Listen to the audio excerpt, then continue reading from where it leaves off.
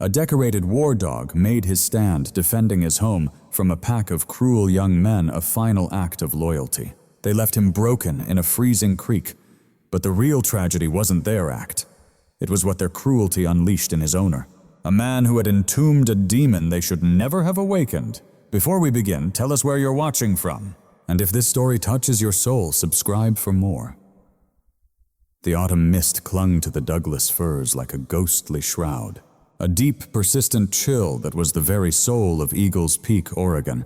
The town itself was little more than a single street cut into the mountain's base, a clutch of hardy, time-worn storefronts. They seemed to huddle together against the encroaching wilderness. For most, this was a place to pass through, on the way to someplace else. But for Jason Scott, it was the end of the line, a place to bury who he once was. Jason stood on his cabin's porch, a solid fortress of pine logs, nestled on 20 acres of deep forest. His scarred, calloused hands, forged by a hard life, rested on the railing. He was lean muscle, possessed of a stillness that comes only from years of brutal discipline or profound trauma. In his case, it was both. His short, brown hair showed threads of silver at the temples, and his eyes, a sharp, piercing blue, were always scanning, cataloging, assessing.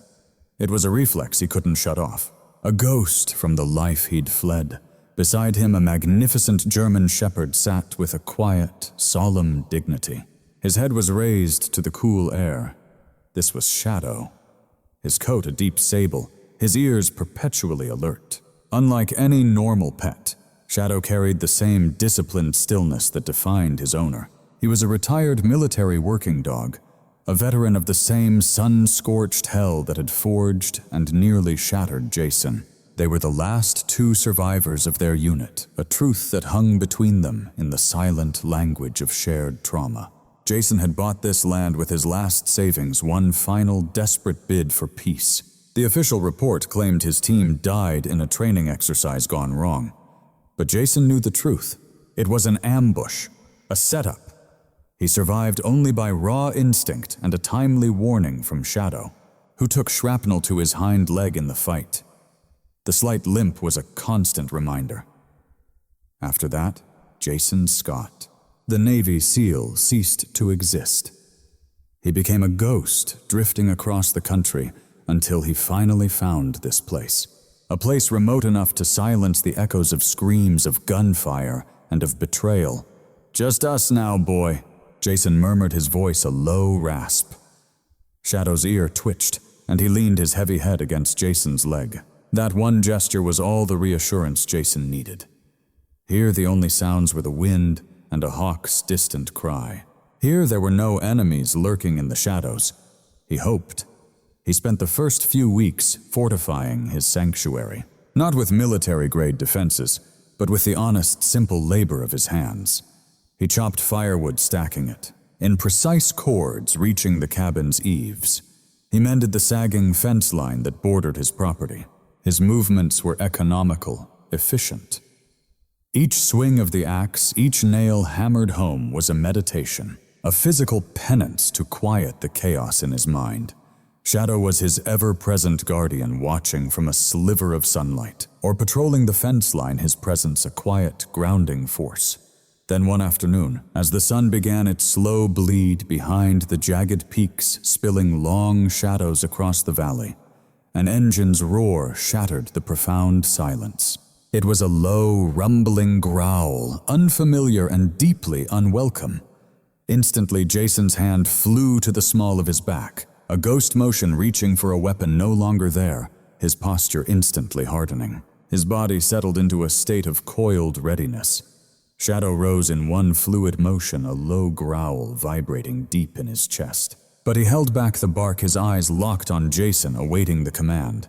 An old beat-up Ford pickup, its blue paint faded and scarred with rust, was crawling slowly up the gravel drive. It shuddered to a stop about 30 yards from the cabin. Jason held his ground on the porch, positioning himself with his back to the door. His stance a clear, unspoken warning. This was a guarded welcome, at best. The driver's side door groaned open and a man emerged. He was old, maybe in his late 70s, tall and sinewy with a shock of white hair. He wore faded overalls over a flannel shirt and moved with a deliberate, careful slowness that spoke of old injuries born with a stubborn pride. This was Elias Vance, his only neighbor, whose property bordered Jason's a mile to the east. Elias raised a hand, not a wave, but a simple open gesture of peace. "Done?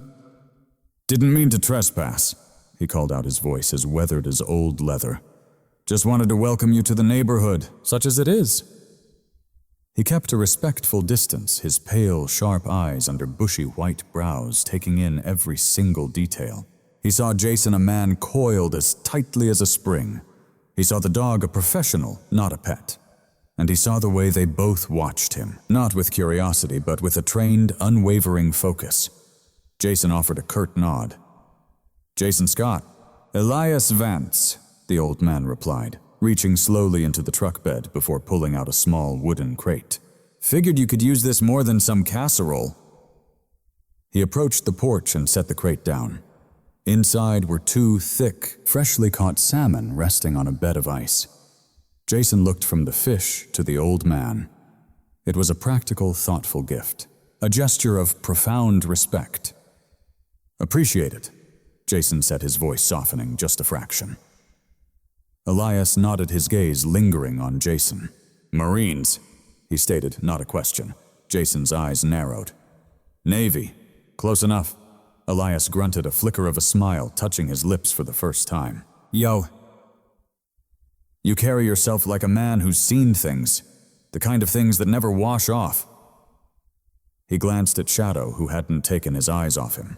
"That is a fine-looking animal. I'd wager he has seen them too." An unspoken understanding passed between them, a recognition that went far beyond words. It was in the way they stood, the way they watched the world, the shared painful knowledge of what it costs to be a soldier. Elias Vance wasn't just an old farmer. He was a warrior, same as Jason. The generation, the branch of service, none of it mattered. "He does his job," Jason said, which was the highest praise he could offer. "They always do," Elias agreed. He turned to leave, then paused. "This is a quiet place, Mr. Scott. A good place to be left alone. Most folks around here respect that." He looked Jason dead in the eye. With a grave look, he offered a cryptic warning. "This valley is changing. Be watchful."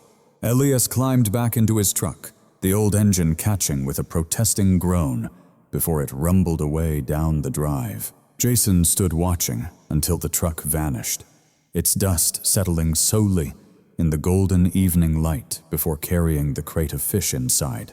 The cold, fresh scent of fish filled the kitchen.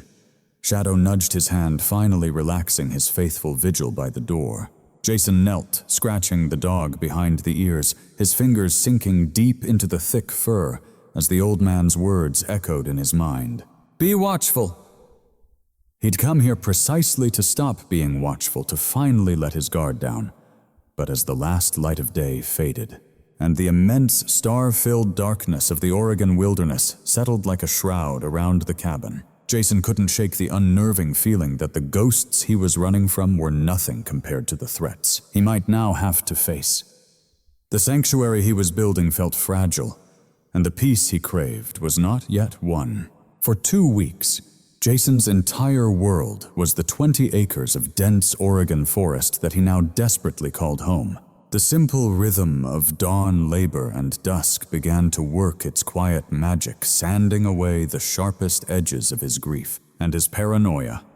Even a ghost needs to eat, and his supplies were getting low. The trip into Eagle's Peak could no longer be postponed. It felt like a surrender, a willing step back into a world he had rejected. He helped Shadow into the passenger seat of his old pickup. The dog settled in with the quiet composure of a lifelong traveler as they rumbled down the winding mountain road. The crisp autumn air carried the scent of pine and damp earth. Eagle's Peak materialized in the valley far below, a small wound of civilization in an otherwise unbroken expanse of green and gray. The town's main street was eerily quiet, but it was not a peaceful quiet. Jason felt it the moment he stepped from the truck, the tense quiet of a place holding its breath. He saw for sale signs in the windows of a few closed businesses, their glass dusty and vacant. He saw locals speaking in hushed groups, their glances darting toward a newly built, overly modern office building at the end of the street. It bore a polished brass plaque reading Thorn Development. Jason's destination was Miller's General Store. It was a relic from another era, with a worn wooden floor that groaned under his boots and shelves packed tightly to the ceiling, with everything from canned goods to rifle ammunition. A portly, friendly-faced man with inquisitive eyes stood behind the counter.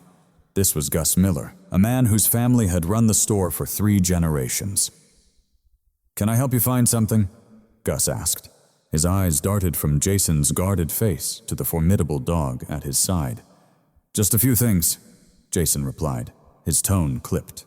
His voice low, he moved with purpose down the narrow aisles, grabbing flour and coffee, canned meat, and a large bag of high-protein dog food. He was aware of the other shoppers, a small handful of locals, who stopped their conversations to watch him. He was an anomaly, a stranger who wasn't a tourist, a man moving with a predator's economy of motion. Their hushed whispers followed him like rustling leaves. As he reached the counter, a woman stepped away from the coffee machine, stationed in the corner. She was in her late 30s, with sharp, intelligent features, her dark hair pulled back in a practical ponytail, and watchful brown eyes that saw everything. She wasn't in uniform, but she moved with an air of deep-seated authority. This was Sheriff Alana Ramirez. "You must be the one who bought the old Callaway place," she stated, her tone steady and direct. It was a statement, not a question. Jason met her gaze, offering a single, curt nod. "Alana Ramirez," she introduced herself. She didn't offer a hand. "I'm the sheriff here." Her gaze then dropped to Shadow, who sat perfectly still, watching her with a disquieting focus. "That's quite a partner you have there." "He's no stray, he's retired," Jason answered, simply setting his items on the counter. "From what?" She pressed her curiosity professional. "A previous job." Sheriff Ramirez's lips tightened into a thin line. She was a woman who had clawed her way to respect in a town resistant to change, and she did not appreciate being stonewalled. She recognized the look in Jason's eyes, that same haunted, hyper-aware gaze she'd seen in soldiers back from war, including her own brother. He was a puzzle. She felt an urgent need to piece together a potential threat she had to assess. "Well, Mr. Scott," she said, having clearly already done her homework on his name. "Eagles Peak is a quiet town. We have our share of problems, but we handle them. We don't take kindly to trouble from outsiders." "I'm not looking for trouble," Jason said, his voice flat. It was a promise, but also a clear warning. Before she could respond, a bell chimed over the door, and an entirely different kind of presence filled the small store. A man in an impeccably tailored gray suit stepped inside his polished Italian shoes, looking utterly absurd on the dusty floorboards. He was handsome in a sharp, predatory way, with slicked-back dark hair, and a smile that was perfectly calibrated, but held no warmth. This was Leland Thorne. The air in the store shifted in an instant. The locals went silent, their faces a mixture of deep resentment and fear. Gus Miller, from behind the counter, suddenly became very busy polishing an invisible smudge on the countertop. Thorne's eyes were the color of cold steel. They swept the room before landing on Jason. He moved forward, his steps smooth and confident, exuding an aura of untouchable wealth and power. "You must be Jason Scott," Thorne said, his voice a rich, cultured baritone, as he extended a perfectly manicured hand. "Leland Thorne. It's a pleasure to finally meet the man who bought the last crucial piece of my puzzle." Jason completely ignored the offered hand. "The cabin's not for sale." Thorne's smile never faltered, but a dangerous glint flashed in his eyes. "Oh, I think you misunderstand. I'm not just buying property, Mr. Scott. I am building a future for this valley. A ski resort, luxury homes, a private airstrip, progress. Your 20 acres are sitting right in the middle of my primary access route." He lowered his voice, creating a bubble of false intimacy between them. "I'm prepared to make you a very generous offer. Enough to set you up anywhere you'd like, far away from here. Just name your price." The offer hung in the air, heavy with unspoken threats. Jason could feel the suffocating weight of it. The assumption that every man had his price, that his deep need for solitude could be bought and sold like any other common commodity. "I have everything I need," Jason said, his voice quiet but unbreakable as he paid Gus for his supplies. His movements were calm, deliberate. Thorne's smile finally vanished, replaced by a chilling mask of pure, cold fury. An edge he quickly smoothed over. "A shame," he said softly. "Progress can be a powerful current. Mr. Scott, it is a terrible thing to drown simply because you refuse to swim along with it." He offered a polite nod to Sheriff Ramirez, who had watched the entire exchange with a stony face, then swept out of the store. A moment later, his black SUV purred to life and glided off, leaving a profound silence in its wake as Jason gathered his bags. He gave a final nod to the sheriff and walked out, Shadow at his heels. The trip back to the cabin felt deathly quiet. The illusion of his sanctuary had been shattered. He hadn't escaped the world of predators. He had just found a different, wilder jungle. As he stood on his porch once more, the sun dipping below the mountains, he watched the darkened tree line with a new intensity. With a renewed sense of vigilance, he knew the enemy now had a name and a face, and they had made their intentions clear. They would simply not take no for an answer. By his side, Shadow let out a low growl, sensing the grave change in his master. The fragile peace was over.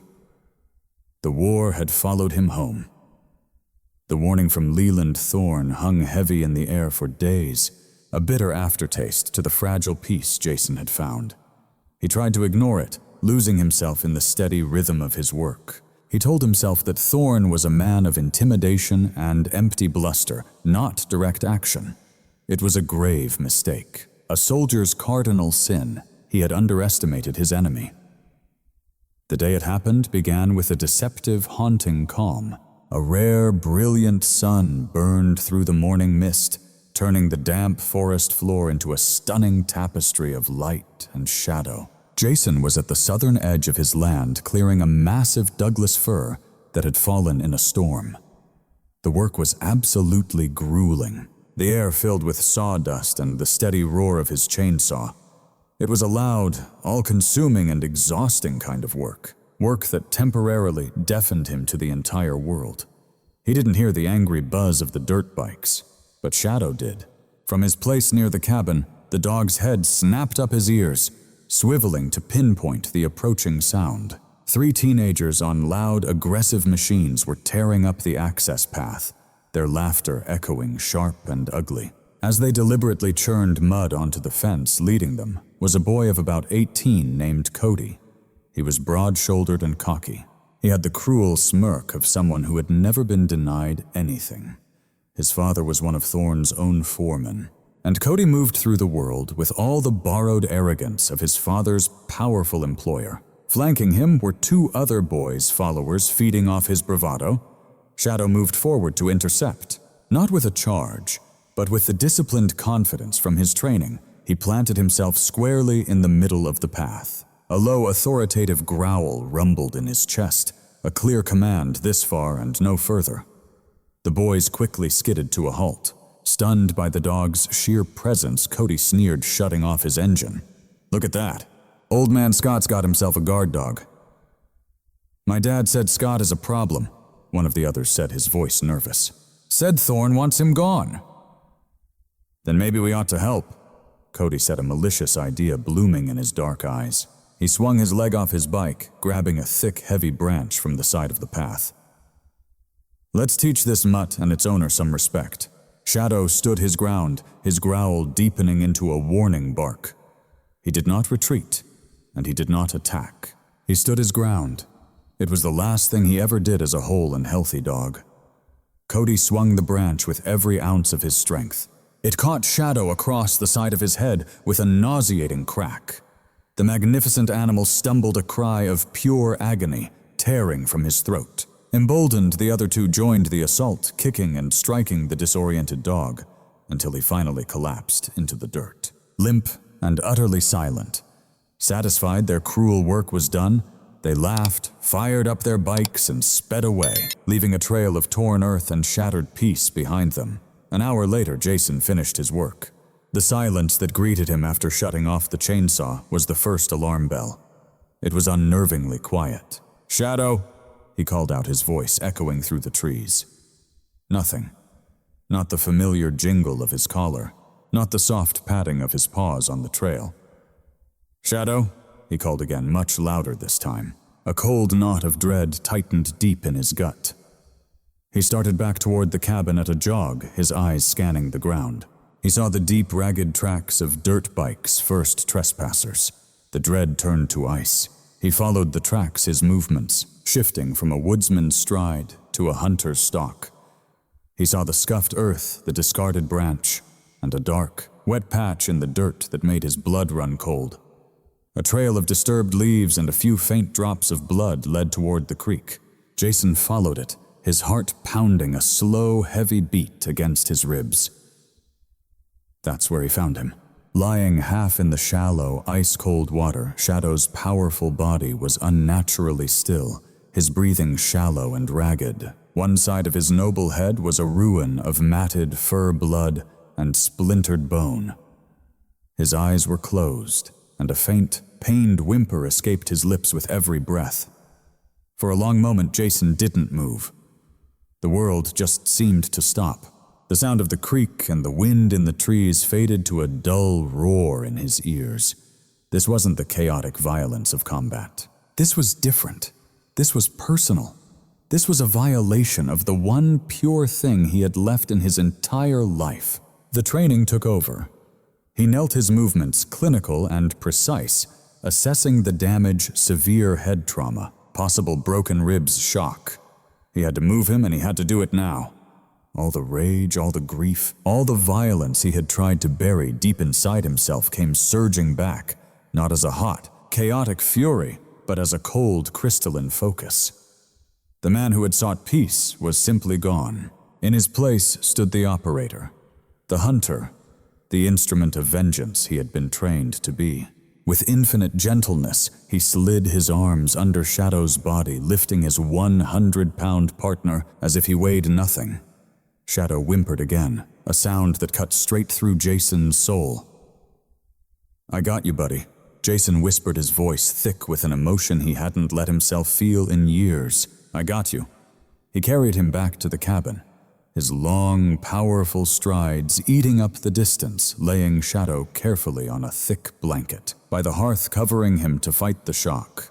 He worked quickly, cleaning the wound as best he could, his hand steady, despite the tremor of rage coursing through him. This was no random act. This was a message delivered with brutal cruelty. They had not come for him. They had come for the thing he loved. They had come to break his spirit. By shattering the body of his friend, Leland Thorne made a grave miscalculation. He believed he was facing a defeated man, a man who only sought solitude. He had no idea that in trying to crush that man's will, he had instead unleashed a ghost from its grave. Jason gazed at his broken friend, then stared out the window, into the gathering darkness. This wasn't about a piece of land anymore. It wasn't just about being left alone. This was about a debt, and Jason Scott would see it paid in full.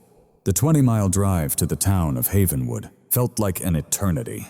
Jason pushed his truck to the edge, its engine screaming in protest, while navigating the winding mountain roads with a cold, surgical precision. Beside him, wrapped in every blanket Jason owned, Shadow's breathing was a shallow, desperate rasp. Each bump and turn of the road promised new agony for his wounded partner, and Jason felt each one like a physical blow. He wasn't heading to the local vet in Eagle's Peak that was Thorne's territory. For this, he needed someone he could trust implicitly. He screeched to a halt in the gravel lot of a small, unassuming building set back from Havenwood's main road. The sign read, "Rostova Animal Clinic." He scooped Shadow's limp form into his arms and burst right through the door. A woman with a stern face, sharp cheekbones, and silver hair pulled back into a tight bun looked up from her desk, her expression one of annoyance at the intrusion. But the moment she saw the dog, her entire demeanor changed. This was Dr. Eva Rostova, a vet with hands as skilled as any surgeon and a gaze that could peel back a man's secrets, layer by layer. She was a Polish immigrant who'd once served as a contract vet for NATO Special Operations units in Afghanistan. She knew the look of a military dog, and she knew the look of a soldier on the edge. "On my table, now," she commanded, her voice a low, gravelly instrument of pure authority. Jason gently laid Shadow on the stainless steel examination table. Dr. Rostova's hands moved with an impossible speed and efficiency, assessing the damage, her lips a thin, grim line. "What did this?" she asked, not looking up as she readied a syringe. "A message," Jason said, his voice tight. She glanced up at him, her sharp gray eyes holding his for a long moment.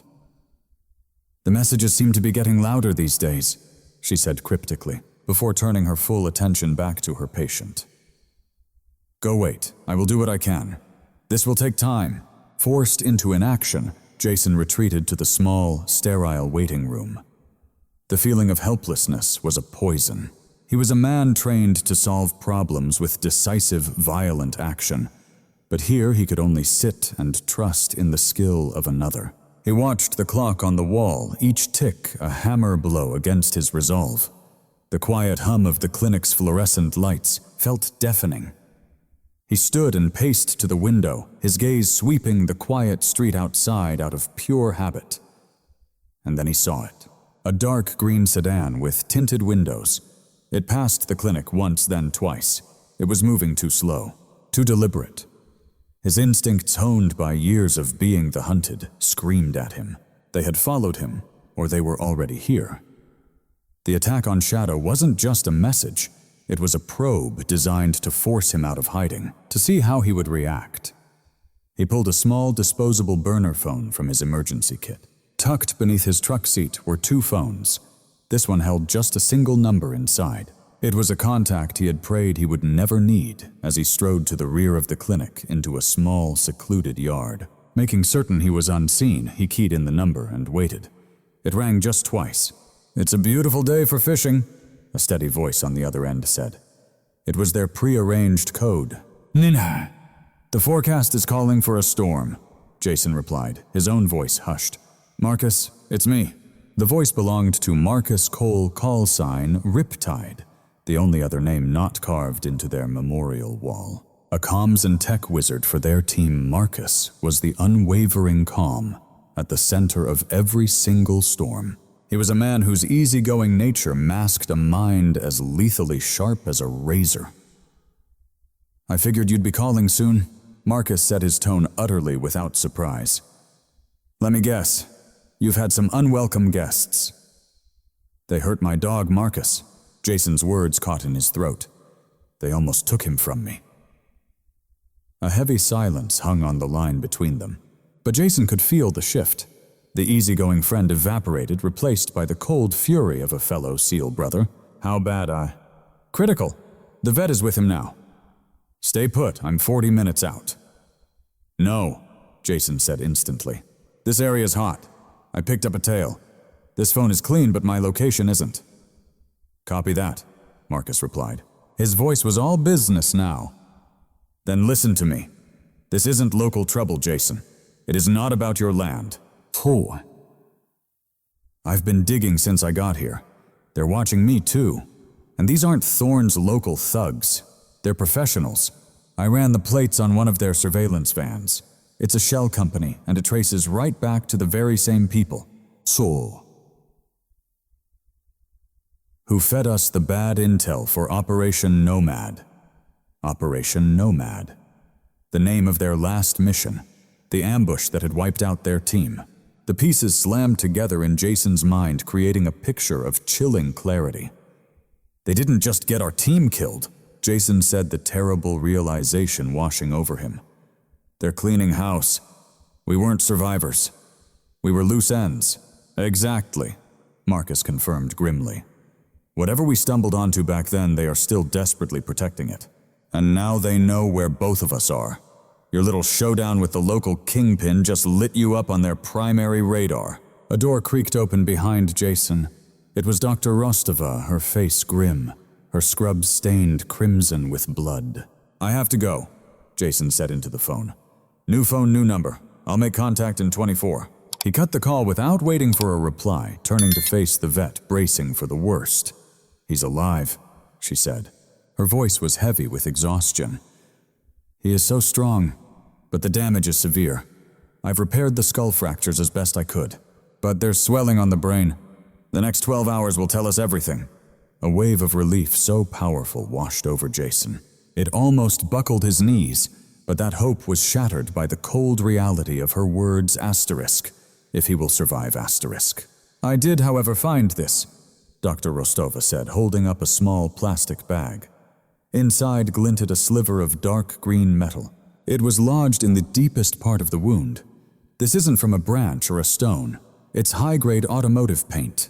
From a crowbar, perhaps, or a tire iron?" Jason took the bag, his knuckles turning white as he stared at the small piece of proof. It was tangible proof of the cold, calculated cruelty of the attack. "He needs to stay here," the vet insisted firmly, her piercing gaze fixed upon him. "He cannot be moved. And you, soldier, you have your own war to fight, don't you?" Jason's gaze shifted from the small piece of metal in his hand to the closed door of the operating room, where his best friend was fighting for his life. The enemy was no longer just Leland Thorne. It was a phantom from his past, a powerful and shadowy organization, one that had already wiped out his entire team and would not hesitate to finish the job. But now they had made it personal.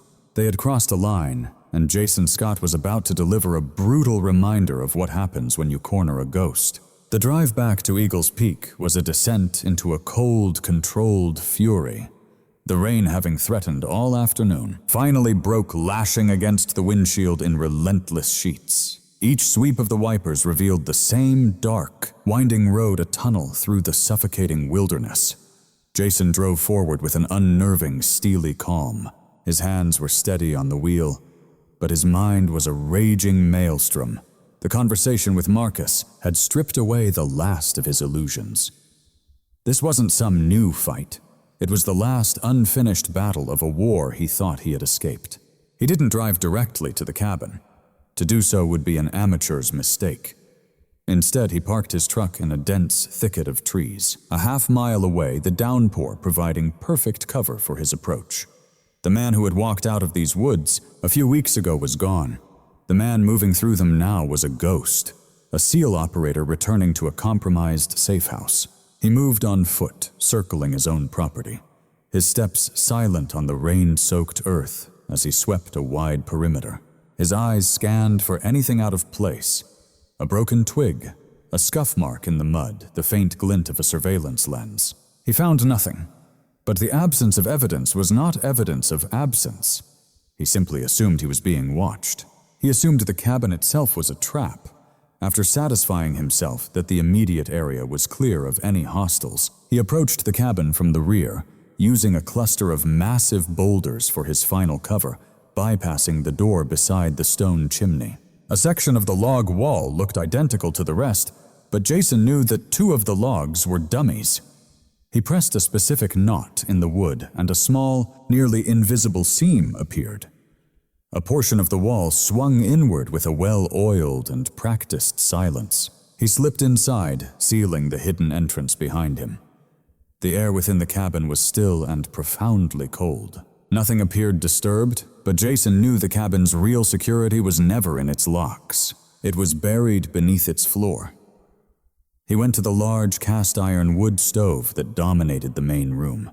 After ensuring the curtains were drawn, he reached deep into the cold firebox, his fingers finding a small, recessed lever. He pulled it. With a low hydraulic hiss, a section of the stone hearth behind the stove lifted, revealing a steep set of steel stairs. They descended into absolute darkness. This was the cabin's true purpose. It was never meant to be a home. It was a hardened shell built around a secret. He had spent 6 months constructing this place after Operation Nomad, pouring his grief and his paranoia into concrete and steel. He descended the stairs as a motion sensor activated a series of low-intensity LED lights.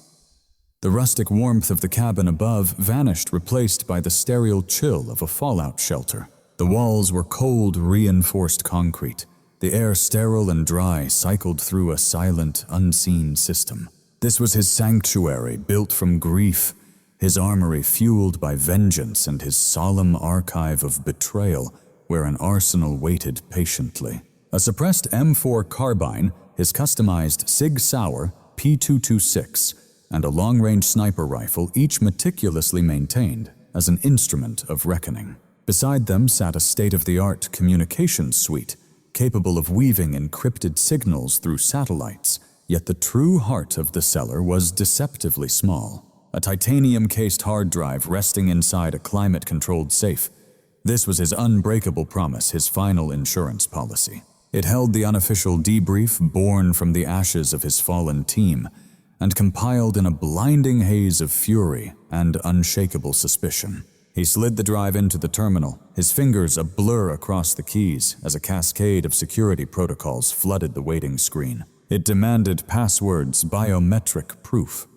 He pressed his thumb to the scanner, and a silent, verdant flash answered his touch. Access granted. The contents of Operation Nomad bled onto the screen, not the clean official story, but the raw, unfiltered version. The brutal, unfiltered truth. It was all there, haunting satellite imagery, intercepted communications, every last damning piece. Financial transfers, personnel files. He scrolled past the faces of his brothers, a familiar hollow ache blooming deep within his chest. And then he found it. The mission had been to neutralize a weapons smuggling ring in a remote, forgotten corner of the world. A contested territory where the intel had promised a meeting between the smugglers and a group of local insurgents. But the intel was a lie, a perfectly laid trap designed to eliminate his team, who had unknowingly wandered too close to a devastating truth. The truth was a cancer. There were no insurgents. The buyers were proxies for a rival government, and the smugglers were simply contractors, all of them working for an American. The entire operation was a clandestine arms deal, trading advanced U.S. military tech for an unimaginable fortune. And orchestrating it all from the deepest shadows was one powerful figure. Jason pulled up a single file labeled Thornton. A photograph materialized, revealing a man in his late 50s, crowned with a distinguished mane of silver hair and a patrician face. His eyes were cold, intelligent, and held a hint of profound arrogance. The caption identified him simply as Director Robert Thornton. He was the head of a secretive and immensely powerful intelligence agency's Special Projects Division. A ghost in the machine. A man who officially did not exist, a master puppeteer pulling strings at the highest echelons of government. The evidence was damning encrypted emails flowing between Thornton and his network of offshore banks, a digital trail of treason. Shipping manifests for agricultural equipment matched the serial numbers of stolen military drones and targeting systems, and then came the key piece of the puzzle, the corporate registration for the logistics company handling the transport. The company's name on the document was Thorn Development. Leland Thorn was never just some greedy developer. He was Thornton's man on the ground, the respectable face of a treasonous operation. His grand plan to buy up all the land in Eagles Peak was never about building a ski resort. It was about creating a secure private corridor, a private transportation corridor, an illegal highway carved through the mountains to move stolen military hardware from a nearby depot. All of it was destined for a clandestine airstrip completely without oversight. Jason leaned back, the full scope of the conspiracy crashing over him. It settled on him like a burial shroud. His team hadn't just stumbled upon a smuggling ring, they had been sacrificed to protect a traitor at the very heart of the American intelligence community. And now he and Marcus were the last loose ends, the fraying threads in Thornton's elaborate tapestry of betrayal pulled tight. The attack on Shadow suddenly made perfect, brutal sense. It was Thornton's signature, delivered by Thorn, an indirect strike, engineered to be deniable, a cruel and deeply personal warning. They were telling him they knew his location, and that they could reach anything or anyone he dared to care about. His eyes fell upon the weapons lining the wall. He had come here to escape the war, but the war had finally found him.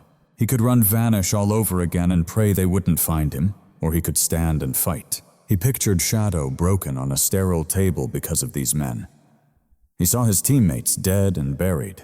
Their names were stained by a cover-up. The choice was no choice at all. He was not the prey to be hunted. He was a seal. He was the ghost they should have feared. And he was about to burn their entire rotten enterprise to the ground. The cellar was Jason's fortress, but it was also his cage. He spent the next 12 hours lost in the digital ghosts of his past. Sifting through the evidence on the hard drive, he possessed the truth, a weapon powerful enough to incinerate Director Thornton's empire to the ground. But he was a specter, a dead man. A ghost cannot testify in court. A ghost cannot issue warrants or make arrests. To fight a man like Thornton, he needed more than weapons and evidence. He needed the one thing he had sworn he would avoid: legitimacy. He needed the law. The thought of trusting anyone, especially cops, was repellent. It went against every single instinct that had kept him alive. Any agency could have Thornton's people in it. Every cop could be on the payroll. But Sheriff Alana Ramirez felt different. He had seen it in her eyes at the general store. She was a woman who commanded her authority, not one who just borrowed it. Her look toward Lillian Thorne held a contempt that felt undeniably real. It was a long shot, a terrible and reckless gamble, but it was the only one he had. He couldn't simply walk into her office. That would be a death sentence for them both. He had to draw her out, make her meet on his terms on neutral ground. He spent the next few hours preparing a package, carefully selecting files from the hard drive, creating a sanitized version of the truth. He included satellite imagery of Thorne's properties, showing the ongoing construction of reinforced structures, and unusually wide access roads inconsistent with a ski resort. Then he added shipping manifests for mining equipment, all being sent to Thorne Development after cross-referencing container numbers against publicly available maritime logs that showed they originated from a port notorious for arms trafficking. He then included the financial records, revealing a web of shell corporations Thorne used to purchase the land, all funded by a single, untraceable offshore account. He left out any mention of Director Thornton Operation Nomad or his own past. The package was designed to paint Thorne as a high-level domestic trafficker, a fish big enough to justify a serious investigation, but not so big that it would trigger a federal cover-up. To this, he added his own fresh intelligence gathered using a long-range lens from his cabin's attic window. He had captured photographs of Thorne's security detail. These weren't local muscle. They were professionals carrying military-grade hardware. He even photographed a late-night delivery, a large, unmarked truck pulling up to a supposedly dormant warehouse owned by Thorne. He then placed a single encrypted flash drive containing the files into a plane. Inside a manila envelope on a slip of paper, he wrote a simple, urgent message: "If you care about what's happening to your town, meet me at midnight. The old logging trail off Route 26. Come alone." He drove to a neighboring town. He mailed the envelope to the sheriff's station from a public mailbox and was back inside his sanctuary before sunrise. Now all he could do was wait and see if the sheriff was truly the woman he believed she was. That night the air was cold and sharp, a sliver of moon offering almost no light. Jason was in position an hour before midnight. Concealed within the dense tree line overlooking the abandoned logging trail, he was an invisible waiting shadow, watching the empty road. At precisely midnight, a single set of headlights sliced through the darkness. It was the official sheriff's vehicle. It pulled to a stop, and one person got out: Sheriff Ramirez. She had followed his instructions. She stood by her vehicle. Her hand rested on her holstered weapon, her breath misting in the cold air as she scanned the impenetrable darkness of the woods. "All right, Scott," she called out, her voice steady and clear. "I'm here. You wanted to talk? So talk. You have 5 minutes before I call this in as a potential ambush." Jason emerged from the trees. He moved with a silence that was deeply unsettling, stopping a good 20 feet from her, keeping a careful distance. "Thank you for coming, Sheriff. I'm not here for pleasantries. She snapped her eyes hard as stone. I'm here because you sent a threatening anonymous summons to a law enforcement officer. That's a felony, so you better have a damn good reason. I have a reason, Jason said, tossing the manila envelope onto the ground between them. That's for you. It's everything you need to see what Lillian Thorne is really doing to this town. She didn't move to pick it up. Her eyes remained locked on him, searching, assessing. And what is it you think he's doing? He's not building a resort. He's building a highway, a private corridor to move illicit goods without any oversight. The photos on that drive show military-grade security and suspicious shipments. The financial records show a criminal enterprise. He's a cancer, and he's using your town as his host. Ramirez let out a short, harsh laugh. You think I don't know that? Thorne is a snake. I've been trying to get something on him for a year, but he's clean. Powerful friends. Deep pockets. All I have is suspicion. What makes you think your little envelope is any different? Because I'm not a cop, Jason said, his voice dropping, taking on a hard edge. I don't need probable cause, or a warrant to look into things. I just look. She finally broke eye contact, her gaze dropping to the ground.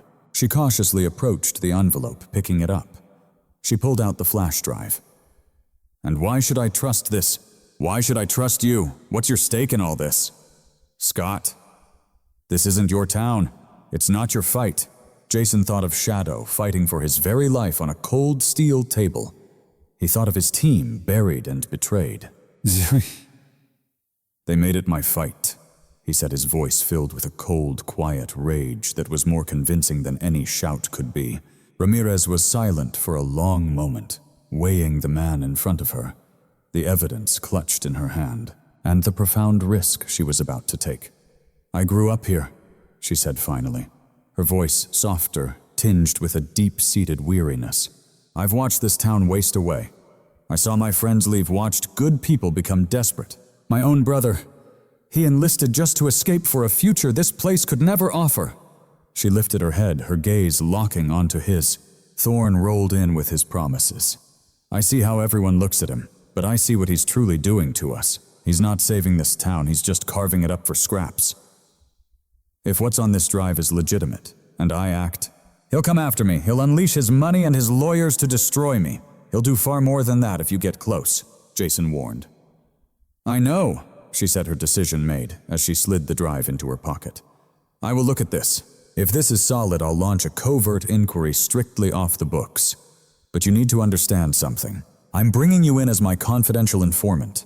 That means you report directly to me and only me. And if I discover you're playing me, or if this is just part of some private war, I will personally hunt you down. Jason just nodded. Understood. And one more thing, she added, her eyes narrowing. I have 4 deputies. I'd trust 3 of them with my own life. The 4th one, he spends a bit too much time at Thorne's new steakhouse, so this stays strictly between us. Understood. Crystal, Jason replied. The uneasy alliance was forged. It was as fragile and cold as the midnight air. They weren't partners, just 2 wary, desperate souls aiming at the same enemy. Go, she ordered. Don't contact me again. I'll find you. Without another word, Jason melted back into the deep woods. Sheriff Ramirez stood there for a moment, the immense weight of her decision settling on her. She had just made a pact with a ghost. She was betting her entire career, and maybe even her life on the word of a man she didn't even know. But getting back in her truck, she felt something she hadn't felt in so long, a flicker of hope. She finally had a thread, and she was going to pull it, right until the entire rotten tapestry unraveled. And then the storm long brewing in the mountains finally broke loose. It came with the ferocity of an artillery barrage. Rain hammered the cabin's tin roof as the wind howled through the great firs. Their massive trunks groaned in protest. It was a perfect night for violence, the chaos of nature providing a welcome concealing cloak. Tashinar for the unnatural chaos of men. Jason was not asleep. He was down in the cellar, a mug of black coffee steaming beside him. He was watching a bank of monitors, the live feed from a series of small, hardened cameras he'd placed around the property. Their thermal imaging sliced through the pouring rain and darkness. He had known they were coming for him, after the attack on Shadow, after his conversation with Marcus. It was never a question of if they'd come, but when. At 01:17, he saw it. The perimeter camera watching the main access road suddenly flickered. And then went dead. They had cut the line. On another screen, thermal signatures started appearing at the edge of the woods. Not the clumsy, bright blobs of a deer or a bear. These were the disciplined, muted shapes of men moving in a tactical spread. There were 8 of them. They moved with a predatory grace, weapons low and ready. Their gear was professional. Mercenaries. Jason's face remained a mask of cold calm. The long wait was finally over. He sent a single encrypted text from a sat phone to Marcus's new number storm. Then he began shutting down the monitors one by one. He didn't need them anymore. He knew every contour of this land, his home now a kill box. He took the stairs as the hearthstone sealed shut with a determined hydraulic hiss, locking him into the fight. The cabin plunged into darkness, save for the ghostly silver light of the raging storm just outside. The mercenary commander, a man they called Alpha, surveyed the dark cabin through the unblinking eye of his thermal scope. Power's cut, he murmured into his throat mic. Target is dark. He knows we're here. 2-man teams. Pincer movement. No chatter unless it's vital. Go. The teams vanished into the trees, circling their prey like a patient wolf pack. One of the soldiers, moving with an arrogant swagger, caught his boot on a wire so thin it was nearly invisible. But there was no blast. Instead, a low-light flare ignited with a soft hiss, bathing a 20-foot radius in an inescapable otherworldly glow. The man was now a perfect silhouette, tragically exposed to a narrow, reinforced slit of a window high in the cabin's attic. A single muffled cough from a suppressed rifle broke the silence. The illuminated man crumpled a precise dark hole blooming in the center of his chest. "Contact!" another merc shouted, breaking radio silence. "Vipers down!" But Alpha's voice cut cleanly through the ensuing panic. Cold with fury, he commanded, "Find him, he's in the attic." But Jason was already gone. He moved through the shadowed cabin, a phantom in his own home, flowing from one carefully prepared firing position to the next, to another, each one offering a deadly new angle on his property, just as 2 more mercenaries burst from the tree line to provide covering fire. Then a second shot thundered through the valley, this one louder, deeper. It came not from the cabin, but from the ridge 1,000 yards to the east. One of the advancing soldiers was violently thrown backward, as if hit by a sledgehammer, his armor useless against the high-velocity round. The remaining mercenaries scattered in disarray. Confused, disoriented, the shot hadn't come from their target. They were being hit from a second, unknown position. On that ridge, Elias Vance was prone behind his old M40 sniper rifle, a trusted relic from his years in the service. Through his spotting scope, he'd seen their cold, professional approach. He'd seen the flare. He didn't need to be asked to join the fight. This was his mountain, and these men were invaders. With a calm, practiced motion, he worked the bolt, chambering another round. His weathered eyes scanned for another target below. The assault faltered, but only for a heartbeat, as Alpha, realizing he was caught in a 2-front battle, made a swift, brutal decision. "Forget the perimeter. Breach the cabin, flush him out." The 4 remaining mercenaries swarmed the house. 2 charged the front door while Alpha and another man stormed towards the back. A battering ram slammed into the heavy oak of the front door. The entire frame shuddered, but it held. Jason had fortified it with a hidden steel plate. From his post in the kitchen, his eyes were fixed on the back door. He heard the sickeningly familiar click of a breaching charge being set diving behind a heavy custom-built kitchen island. Just as the door blew inward in a violent shower of splintered wood, Alpha and his man rushed the room. Their weapons swept the room, but Jason fired first from his low cover, his rounds tearing into the second man's legs, sending him crashing hard to the floor. Alpha returned fire instantly. bullets ripping through the island's thick butcher block, forcing Jason to stay pinned. Then from the main room came a sound he never expected, a low, pained but deeply menacing growl of defiance. Shadow lay on his thick blanket by the cold hearth, his wounded body refusing to stand. His head was bandaged, but his senses were a razor's edge. Alpha, moving to flank Jason, had crossed into the dog's line of sight. A weak growl escaped him, but it was all that was needed. The sound broke Alpha's focus for a fleeting instant. He glanced toward the noise, surprised, and that single moment of distraction was all Jason needed as he rose from behind the island. His pistol steady in a two-handed grip, barked twice the round, striking Alpha center mass and punching through his armor. The impact threw him back against the wall, and he slid to the floor, his assault rifle clattering from his grasp.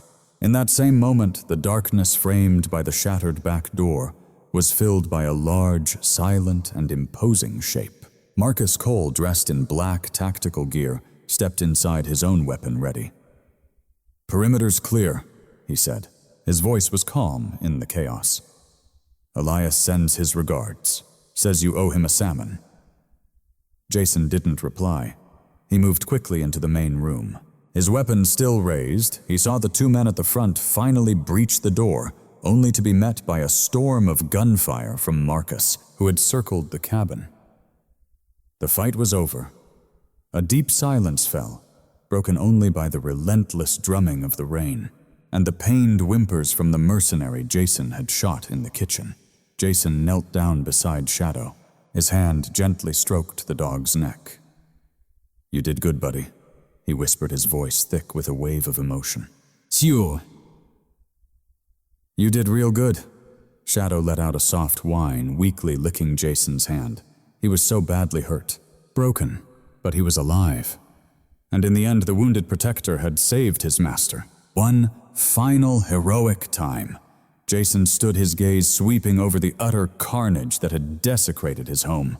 The shattered doors, the bullet-riddled walls, the acrid smell of cordite mixing with the rain. This wasn't a victory. It was a declaration. They brought war to his sanctuary, and he met them with a fury they had never expected. He looked to Marcus, and in his friend's eyes, he saw the same grim understanding this was only the beginning. The silence that followed the final gunshot was more profound than any noise. It was a heavy, ringing void filled only by the sound of the dying storm, and the ragged breathing of the three men who remained standing. The battle was over. The siege had been shattered. Jason moved first, his body aching, but his senses were still honed to a razor's edge as he did a quick sweep of the cabin, confirming the last of the hostiles were neutralized. Marcus was already outside his movements, a dark, efficient blur in the rain, securing the perimeter and collecting the mercenaries' comms units. "They're all down," Marcus confirmed. Stepping back inside, water dripping from his gear, he added, "But this crew would have had a check-in protocol.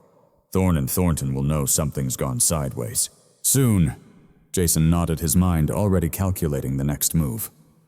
"One of them is still alive," he said, gesturing to the man he had shot in the kitchen. "He's our bait." Their objective shifted instantly, from defense to offense. Before the sun rose, they had one more ghost to hunt. Jason took a captured comms unit, keying the mic with the fallen leader's hand to bypass the biometric lock. He pitched his voice low and ragged, adding a layer of static and pained breath. "Alpha to base. Target is neutralized, but we have a problem. Scott had reinforcements. We're taking heavy losses. We need an immediate extraction and debrief. Thorne has to get here now." It was a hell of a gamble, but a calculated one. Thorne's arrogance would be his undoing. He'd have to see the body, to stand over the one man who had defied him. After a tense, heart-pounding silence, the reply came in Thorne's clipped, annoyed voice. "Understood." "I'm on my way. Keep the scene sterile." They set the trap with grim resolve. An hour later, Thorne's black SUV came roaring up. Speeding up the driveway, he stepped out, wrapped in a long, dark coat, his face a perfect mask of smug satisfaction. As he surveyed the bullet-scarred cabin, he walked toward the shattered door, expecting to be greeted by his triumphant mercenaries. Instead, he was met by Jason and Marcus, who emerged from the shadows on either side, their weapons leveled and ready. Thorne's smug expression dissolved into pure, undiluted shock, then terror.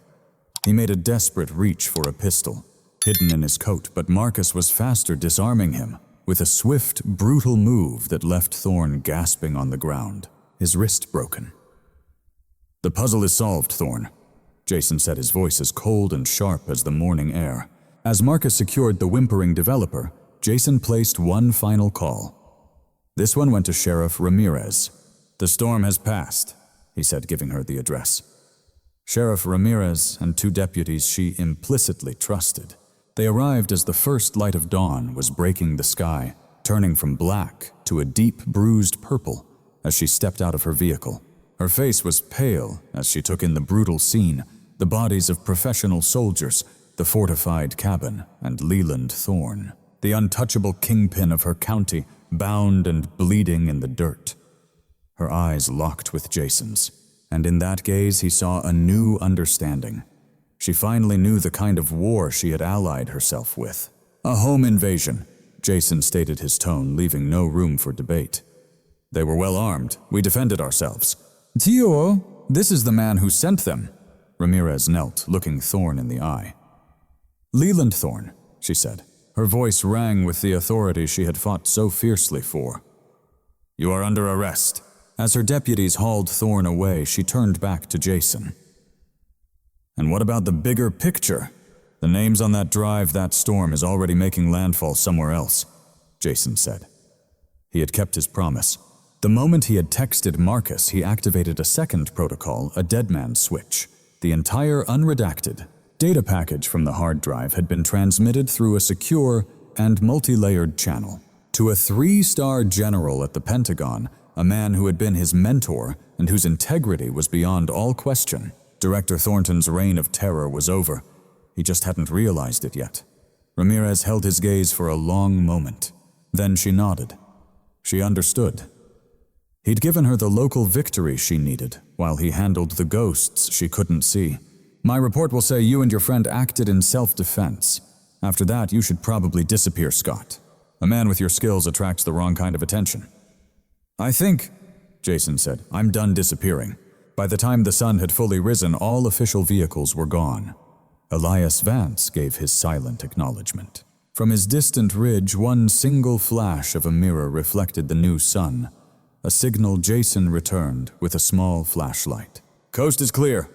Marcus gripped Jason's shoulder. "Time to be a ghost. Stay safe out here, brother." Then he was gone, swallowed by the wilderness. And Jason was at long last alone. The storm had broken, leaving a clean, rain-washed world. He made his way back to the quiet of his cabin. The porch groaned beneath his weary steps as he gently cleaned and redressed the bandages on Shadow's head, just as Dr. Rostova instructed. The dog, though so weak, was now breathing with a steady rhythm. His tail managed a faint, hopeful thump on the wooden planks. Jason sank down beside him. He leaned his aching back against the log wall, his gaze lost in the sun-drenched peaks of the Cascade Mountains. The ghosts of his past hadn't vanished. They would always be there. But for the first time in years, they were silent. He had come here seeking a peace he thought he could simply find, like a hidden place. But he was wrong. Peace wasn't a destination you could run to. It was a territory you were forced to claim. A piece of ground that you had to defend with every last thing you had. And he had fought for his sanctuary, for his friend, for his very soul. He rested a hand on Shadow's flank, feeling the steady rise and fall of his chest. The mountain air was cool and pure. The world was quiet. And his dog was alive in the deep silence of a new day. Surrounded by the wreckage of a war he had just won, Jason Scott was finally home. The incredible bond between Jason and his dog, Shadow. It's a powerful reminder of loyalty's true strength and how love for another soul can give us the courage to face impossible odds. We would be honored to hear your thoughts in the comments. Who is the shadow in your own life? That one loyal friend, family member, or beloved pet who has always stood right by your side. If this story of courage resonated with you, please share it with someone who needs a reminder of their own inner strength and the peace that comes from standing your ground. And finally, if you're moved by stories that celebrate the unbreakable bonds we forge in this life, please subscribe to our channel and turn on all notifications. You won't want to miss what we have coming for you next. Thank you for being here.